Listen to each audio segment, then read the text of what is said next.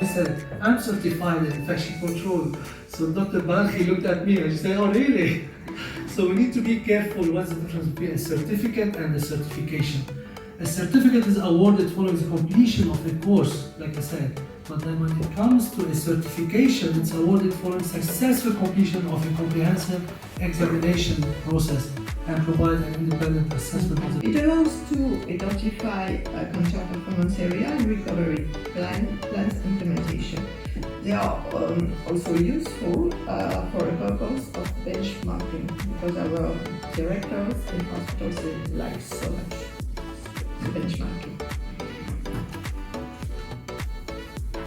As you're coming in, you're preparing the next steps. You have expectations to each, every one of you, of what that next step is. So in the inspection assemblies area, if decontaminated what they needed to do, now you're going to begin to inspect that device. Is it disassembled? Does it need to be reassembled? Do we need to set it up in the kit so that sterilization or exposure to the sterile is there? And then the instructions. A lot of advantages. So you've got the expertise of the CSSD staff that knows the loaner trace, etc., etc. There are some disadvantages.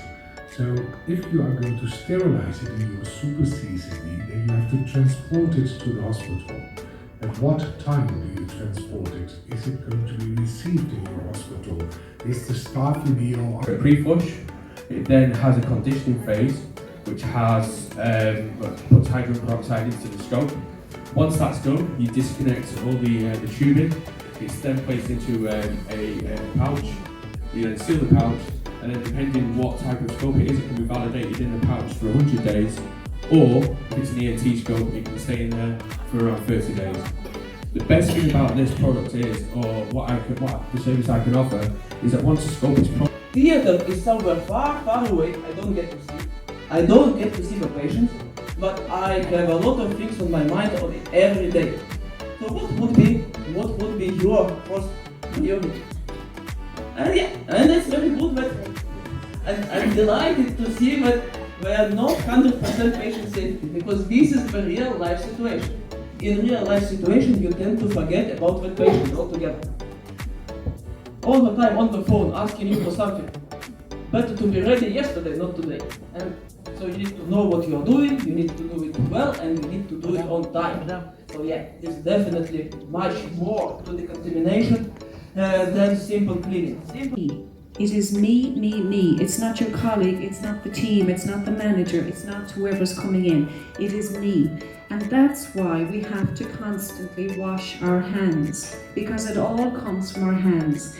And when I do environmental monitoring, I go around with contact plates on the handheld scanners, on the phone. You're not allowed to mobile phones in the cleaner, but on the phone. Anything that you touch regularly with your hands, that's where you put your contact plate on. And it's not right. We look at water because of the summer months. We get into what we call the drought season. Your mineral content tends to go up because of the less water. It gets more intense. So we're going to talk a little bit about that. But then, what's the routine monitoring? When we start to have problems, we tend to get very protective and defensive, if you will, when we have those conversations.